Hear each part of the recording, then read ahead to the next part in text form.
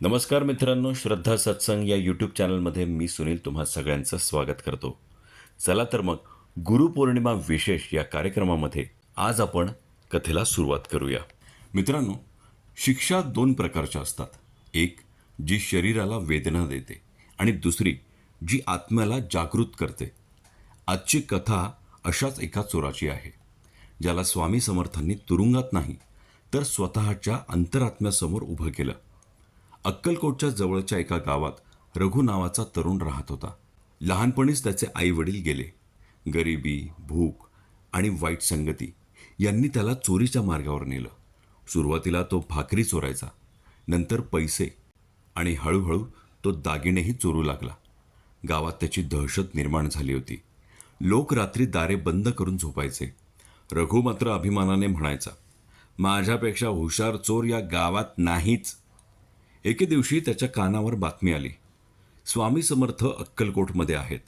लोक मोठ्या श्रद्धेने फळे, पैसे आणि दागिने त्यांना अर्पण करत होते. रघुच्या मनात लोभ जागा झाला. तो स्वतःशी म्हणाला, आज एकाच रात्रीत आयुष्यभराची कमाई होईल. रात्रीचा तिसरा प्रहर. संपूर्ण परिसर शांत होता. रघु सावकाश मंदिरात शिरला. समोर दिव्यांचा मंद प्रकाश लुकलुकत होता. स्वामी समर्थ शांतपणे बसले होते. रघुला वाटलं, हे तर झोपले असतील. तो हळूहळू दानपेटीकडे गेला. जसा त्याने हात पुढे केला तसाच त्याचा हात हवेतच थिजला. तो हलतच नव्हता. त्याने पूर्ण ताकद लावली, पण हात जागेवरच. घामाच्या धारा वाहू लागल्या. भीतीने त्याचा आवाज थरथरू लागला. तेवढ्यात शांत आवाज कानावर पडला, काय रे, एवढी घाई कशाची? रघुने मागे वळून पाहिलं. स्वामी समर्थ त्याच्याकडे पाहत हसत होते. त्यांच्या डोळ्यात राग नव्हता, फक्त करुणा होती. रघु घाबरून म्हणाला, महाराज, मला माफ करा, मी चूक केली. स्वामी म्हणाले, तू चोरी करतोयस, पण सांग, तुझ्या मनाची शांतता ही चोरली गेली नाही का? रघु काही बोलूच शकला नाही.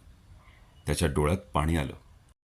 स्वामी पुन्हा म्हणाले, ज्या हातांनी चोरी केली त्याच हातांनी जर सेवा केली तर देवही त्यांना आशीर्वाद देतो.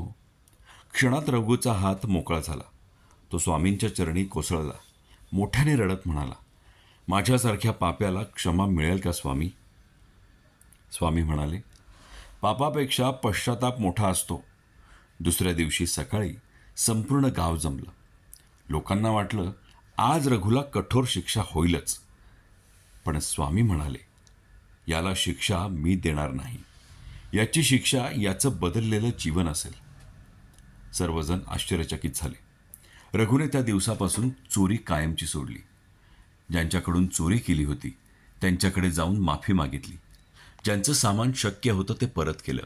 उरलेल्यांची मजुरी करून भरपाई केली. आणि काही महिन्यात तो गावातील सर्वात प्रामाणिक माणूस बनला. तो मंदिराची स्वच्छता करू लागला. भुकेल्यांना अन्न वाटू लागला. वृद्धांना आधार देऊ लागला.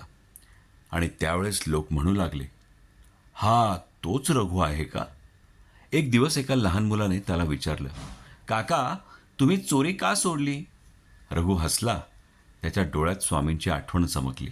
तो म्हणाला, कारण मला अशी शिक्षा मिळाली होती जिने माझं आयुष्य बदलून टाकलं.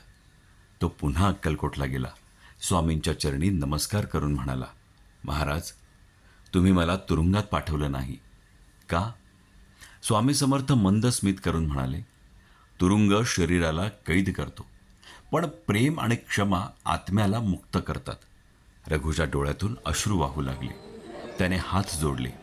त्या दिवसापासून त्याच्या ओठांवर एकच नाम होतं, श्री स्वामी समर्थ. मित्रांनो, या कथेचा खरा संदेश असा आहे की वाईट माणूस म्हणून कोणीही जन्माला येत नाही.